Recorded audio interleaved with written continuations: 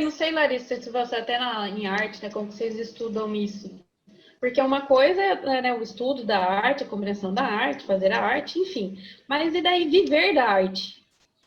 Como que... Porque daí muda um pouco, né? Que nem o que a Vanessa falando, ó, a gente acaba também produzindo muito porque você vai viver daquilo, você vai viver, né, monetariamente daquela situação.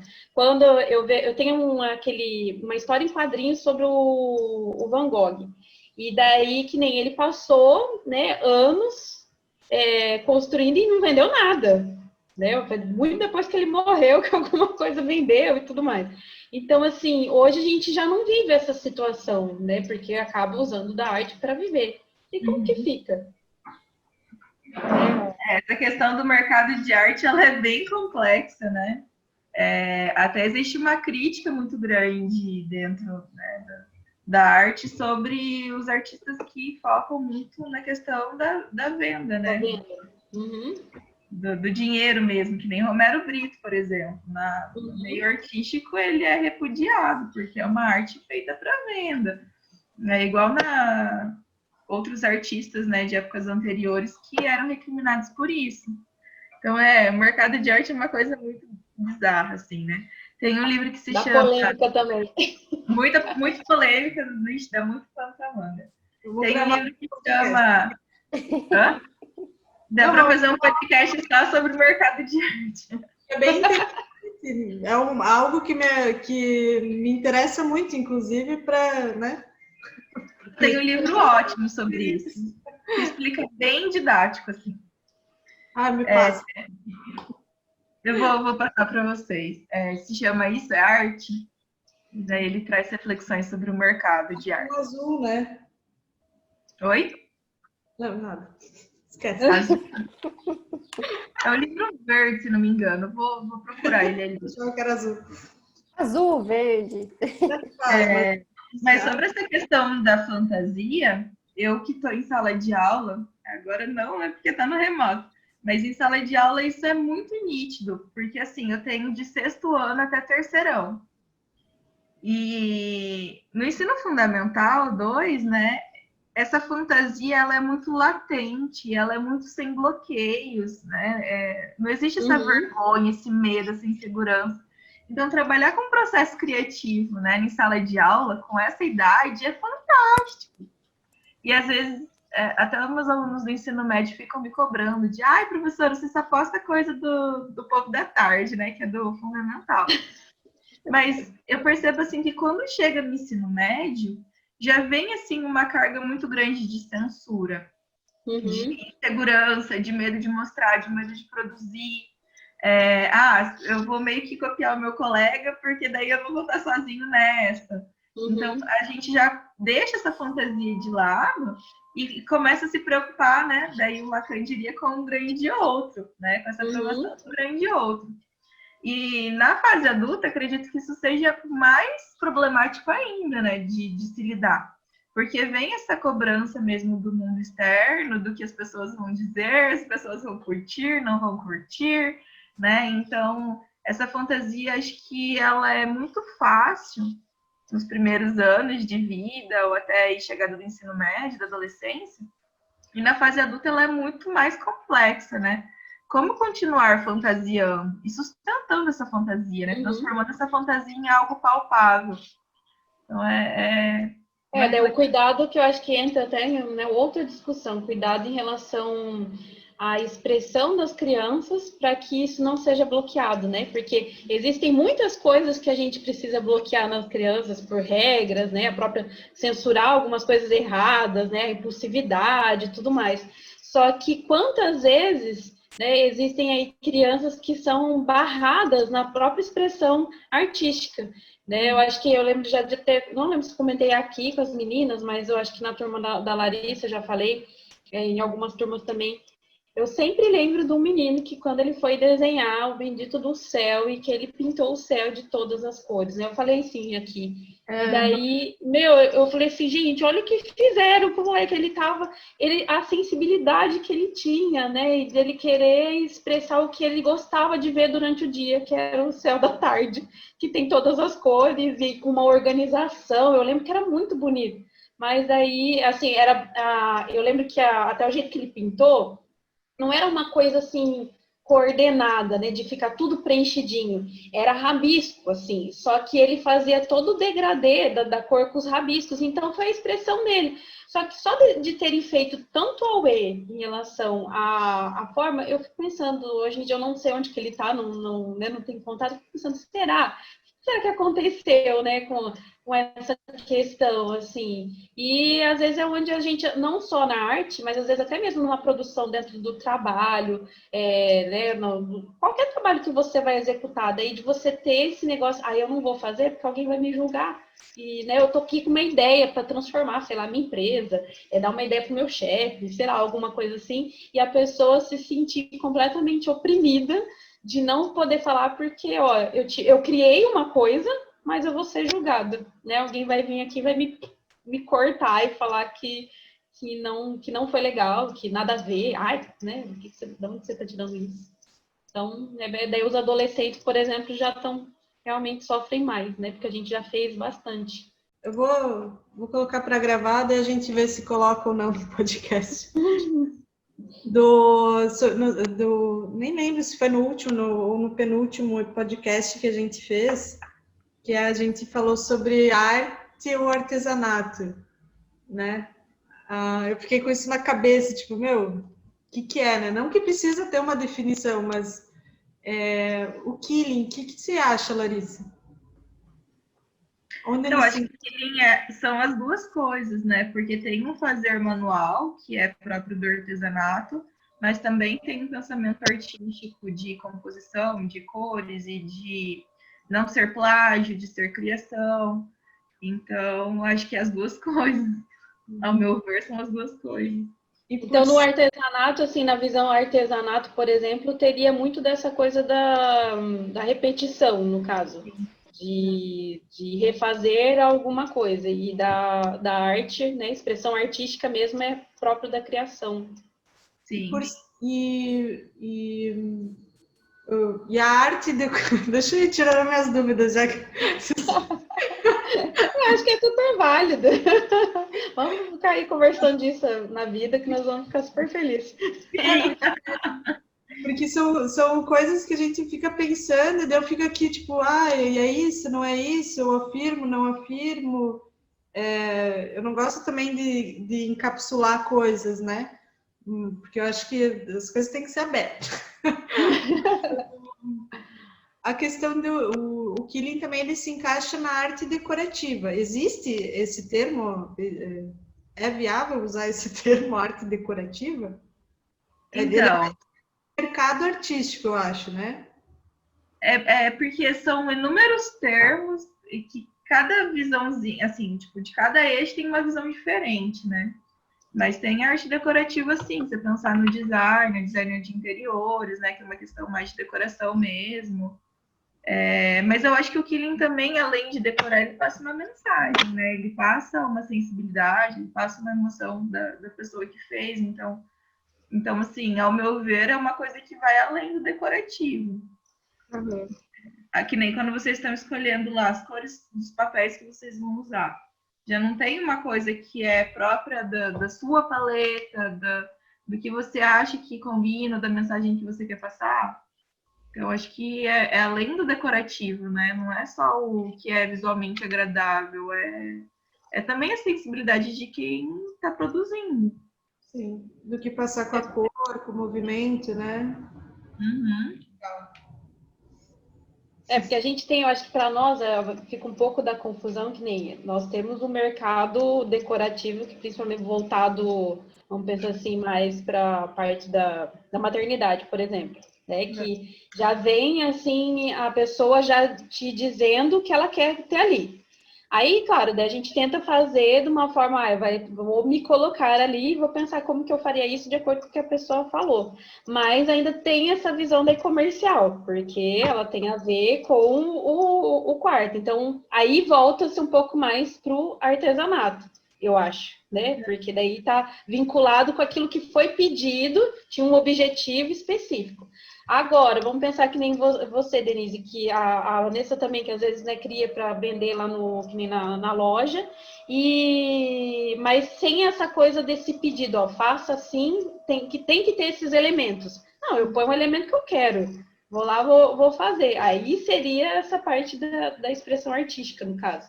Né, de que, ó, eu criei do jeito... Aí eu pensei nas cores que eu quero porque me significam alguma coisa, porque eu coloquei o preenchimento do jeito que eu acho que vai né, compor, mas talvez assim, no final ele acaba sendo vendido. Né? O produto acaba sendo vendido, mas o processo da criação não foi pensado tanto nessa situação. Eu vou fazer desse jeito que é para vender. Eu fiz, se a pessoa quiser, agradou ela vai lá e compra, né? Senão, é a minha expressão. É onde eu vou usar aquele quadro para fazer uma exposição de arte, por exemplo. Eu acho que eu entendi assim. Eu acho que é por aí. Eu penso dessa forma também. Legal. Eu acho que eu também vou por aí também. Nossa, minha cabeça tá formigando. Não, é porque a gente fica... Gostoso. Porque a gente gostoso quando fica assim, né? Latente, muita coisa. Eu lembrei... Pode falar, desculpa. Não, pode falar. Não, quando... Vai, pode falar que a minha eu não vou esquecer. Não, você vai falar que eu sou uma que me cobro muito para não passar essa coisa de muito comercial, sabe? Mesmo com o porta-maternidade, mas eu acho que às vezes até passa essa questão comercial, que é uma coisa... Como eu dependo também da minha arte financeiramente, também eu tenho que fazer esse lado comercial. Então, é uma balança que é difícil o equilíbrio ali, mas também muito vai dessa minha pressão, da coisa do outro, né? Que a gente estava falando antes. De eu ficar, tipo, o que eles vão achar? O que a galera, né? O que as artistas do Killing vão achar? Vão me criticar por isso? Então, eu vejo muito essa insegurança em mim, né? Essa cobrança de tentar achar um equilíbrio e tal. É complicado, né? É difícil. Não, que a Ana estava falando da questão do porta-maternidade, né? Eu já tive muitos casos, e acho que eu já falei sobre isso, de pessoas que me procuram com uma história. Daí que eu me sinto à vontade para criar. Igual tem um quadro que eu fiz ano passado. A mãe me falou a história, tudo, e ela me mandou um desenho. E era o desenho da irmã mais velha, que ela ela desenhou um caracol, assim, aquele bem simplesinho, e ela fez um monte de... como se fossem umas bandeirinhas. E ela falou, eu não sei o que dá para fazer com isso, se dá para criar em cima disso. Daí eu falei, me dá uns dias. E eu pensei, por que não reproduzir o desenho que a irmã mais velha fez? Porque imagina a emoção da criança ver um quadro de porta-maternidade com o desenho que ela fez pro irmão. Então eu fiz essa proposta para a cliente dela, será que vai ficar bom? Falei, vai, confia. E ficou lindo, porque ficou muito assim... E ela falou que quando a filha dela viu, ela ficou tão feliz, porque era um desenho que ela fez ali e deu para a mãe. E o mais legal é que o nome da criança é Gael, e todas as iniciais é do nome da família. Então, assim, eu não lembro o nome do pai, da mãe, enfim, mas todas as letras eram, por isso que foi escolhido esse nome. Então, assim, é um quadro cheio de significado, sabe? Daí muda, né? Muda daquela visão assim, do quarto que já tem toda uma estrutura de que vem como é que fala? Não é assim, o quartinho vai ser tema safari. Não é assim, né? Tipo, foi tem a uma história. história. Aí também é outra coisa, é uma expressão, justamente eu acho que dessa expressão, né? De que, daí brota um monte de ideinhas por causa da história e não, enfim, de elementos que já estão. Eu acho que aí vocês entraram em outra questão da arte, que é qual é a função da arte, né? Porque, assim, a arte, ela tem várias funções e depende do contexto aí também, histórico, cultural, que ela pode ter função só estética, de ser apenas agradável visualmente. Por exemplo, o Renascimento. É só estético.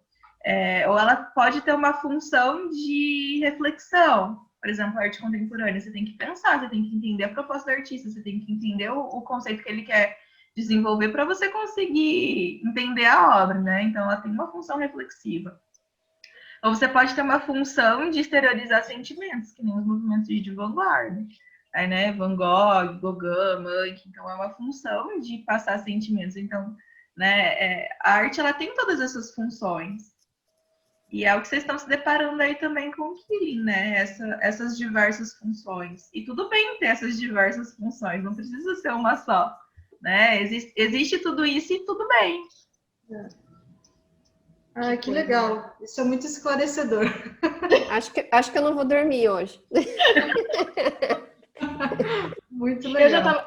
A Larissa estava falando e eu fiquei assim, quando que eu vou poder fazer um curso de arte? Sabe que eu vou fazer a faculdade? Ontem mesmo, depois da gente conversar e eu olhar o perfil da Larissa de novo, porque eu já te sigo, né? Mas olhando lá as obras que você postou, e eu já fui atrás de pós, mestrado, história. Ai, gente, que delícia provocar isso. Legal. Eu já tinha falado, eu lembro que uma vez eu falei, eu acho que com a Denise, que eu perguntei, Denise, qual foi o curso que você fez, lembra? Muito tempo atrás eu perguntei para você se daí você falou que você tinha feito design, porque eu tinha vontade, né, de fazer. E daí eu falei assim, será que eu faço design ou faço arte? Só que daí arte, para mim, sempre pega que nem... todos os cursos têm a parte da licenciatura, né? Eu não queria fazer essa parte, eu queria só aprender, porque eu sinto falta que eu tive bons professores no colégio, mas naquela época eu não tinha essa ligação e compreensão. Depois que eu fiz psicologia, eu lembro que eu sofri muito, porque eu ficava assim, nossa, por que eu não prestei atenção na aula de história? Por que eu não prestei atenção na aula de literatura? Por que eu não prestei atenção na aula de arte? Por causa dessa questão da gente entender a subjetividade, o ser humano, né? Todo o envolvimento com a história dele e tal. Isso me fez muita falta. Então, eu tive que batalhar muito para rever algumas coisas, assim, porque quando eu estava no ensino médio, eu não sei, não gostava, eu gostava mais de exatas, tanto que eu nem entendi como que eu cheguei na psicologia. E para mim, assim, nossa, como fez falta. E daí agora eu fico assim, nossa, mas eu tô com vontade de fazer esse curso, mas onde eu vou enfiar a hora para eu fazer um curso desse? Sabe que até assim, antes o ensino de arte, ele era técnico, né? Então, você pegar a história do ensino de arte no Brasil é muito recente. E a mudança de grade, ela vai fazer, né, com que os alunos tenham acesso a esses movimentos de períodos, a essa reflexão. Então, assim, ainda estamos engatinhando no sentido de arte e educação, né? Mas se você não quer lidar com a parte da educação, digo, na formação, daria para você fazer uma pós em História da Arte, daí já vai te trazer uma bagagem super boa. Eu, por exemplo, na faculdade eu tive História da Arte, Teoria, Semiótica, eu adoro Semiótica. Tipo, também. Massa, mas eu não lembro de... eu tenho que estudar de novo. Ai, não desespero. Aí, ó, tá vindo o desespero. Meu conhecimento. No fim, estamos angustiadas. Ai, meu Deus do céu. Começamos tranquilas e estamos finalizando assim, meu Deus, e agora? Sabe o que eu queria pedir para a Larissa depois? Se você puder indicar livros ou, de repente, né, referências, algumas coisas assim, para quem quiser começar a se aprofundar um pouco, estudar um pouquinho mesmo essa questão da arte em si. Algum curso online né, que recomenda, assim? Tem um livro que eu super recomendo, que ele é bem didático e bem completo. Se chama A História da Arte, que é do Gombrich. Ele é a minha bíblia de sala de aula, eu falo, ele está destruído. Está todo remendado já, porque é o livro que eu mais uso. E ele traz uma bagagem bem boa, assim. Só que ele vai achar... eu vou mostrar a foto para vocês. É Gombrich. Só que ele vai até a arte moderna, né? A arte contemporânea é muito difícil de encontrar material que seja didático e compreensível, porque dentro da arte contemporânea tem vários movimentos e tendências, e daí acabou fragmentando muito, né? Então, tem, assim, livros isolados de cada linguagem, né, da arte contemporânea. E tem esse livro que eu acho que vocês vão gostar, que se chama Isso é Arte, e ele vai trazer esse questionamento sobre o mercado de arte, e daí vai falar sobre todos os movimentos, assim, sobre artistas que estavam, né, no auge, na época que ele foi lançado. É que a arte contemporânea é a parte da história da arte que eu mais me identifico, que eu mais gosto. Então, eu gosto muito de ler sobre isso, mas não tem, assim, um livro que seja, nossa, é esse. Que depois a gente, depois até quando a gente postar o podcast, de repente a gente já coloca essas informações, né, com os autores, tudo certinho pro pessoal, quem tiver interesse. Essa parte vai postar? Eu pensei que não fosse. Não, vai postar. Não vai botar tudo. Não, é que tá interessante, eu acho que é interessante, né? Isso que a gente Na verdade, essa outra que a gente entrou já virou outro assunto já. Já na verdade, dá para fazer outro, como se fosse... Dá para terminar essa da criatividade que ficou só um parágrafo, da gente comenta e vocês postam da criatividade, e isso já usa para outra coisa depois. Dá para falar sobre o mercado de arte, sobre funções da arte, né? Legal mesmo. É o objetivo, a gente, né?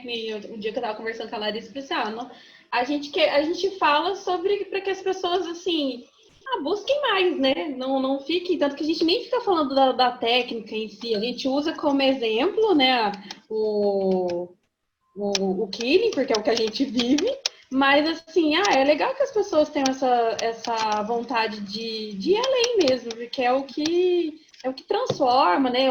Onde saber, sei lá. A vida. É a questão da identificação, né? Você se identifica, né? É a questão da identificação, né? Você se identifica ali com aquela fala ou com aquele sentimento que a pessoa, né, tá expondo, e daí isso te faz elaborar ou até entender aquilo que você próprio tá sentindo e não soube expressar. Com certeza. Eu tô vendo a feição da Denise, assim, acho que ela tá igual a minha, assim, com a cabeça assim.